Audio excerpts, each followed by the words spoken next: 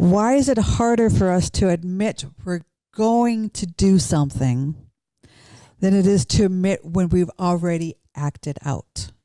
Well, yeah. I mean, if I want to eat an ice cream sundae, right? Like, I'm just going to use a goofy, because this is what some things I struggle with, right? If I know, like, I'm not supposed to eat the ice cream sundae, but I want the ice cream sundae, I just eat it, and then I just say, dang, I shouldn't have done that. That's the nature of sin. The nature of sin is not easy to deal with. These things are addictive, right? I'm just making the ice cream thing up. It could be drugs, it could be liquor, it could be sex, pornography. These things are addictive. So, like, it isn't as simple as, like, someone just told me I shouldn't do it. I confess this to my friend. He says, don't do it.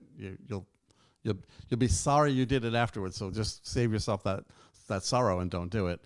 If you're addicted, it's a hard thing to hear, right? So the nature of it is to fight that, right? If someone takes the process, or if we take the process and commit the sin and then speak, then it's claiming the justification and saying, oh, okay, some people will say, oh, God will forgive me regardless, because I've sinned, and then they'll keep in the pattern. Whereas if we're in that state and having, in that state and thinking before we, do the action or whatever the choice is with a sin, and we're pondering it, if we have to open up to someone, then we're having to open up into our vulnerabilities, and then we have to open up into the core of who we are. And at that point, then we don't want to be bare naked in front of people with the core of who we are, because then we expose ourselves. You're talking about why we don't tell others? At the point before, right. Right, the point before. Don't you think it's a lot because we're kind of afraid that we'll be, like, for me, it's really simple. It's because I think I'll just be judged by people, and people will come down on me. It's really that simple for me.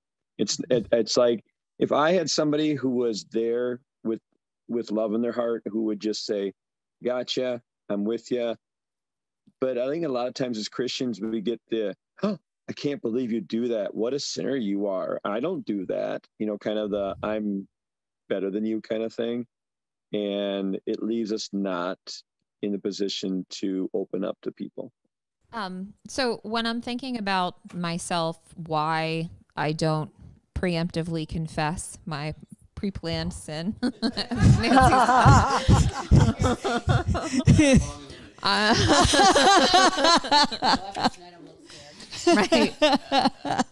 I don't think it's because I don't have people I can trust with that.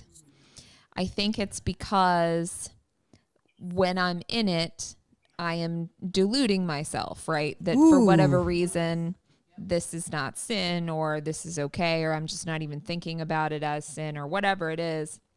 So I think that, yes, transparency, we need that. But I think the transparency needs to first be with ourselves and with self-reflection about what really is still my hang up. What is it that I do want to change and avoid, so that we can be more aware of it, so that we can reach out to those people that we trust, not to, respond with judgment or negativity. Okay. I think some of the stories we tell ourselves then at that moment of vulnerability is, I told somebody earlier, and they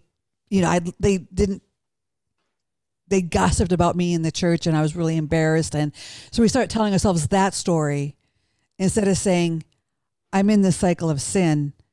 Who in my life can I trust?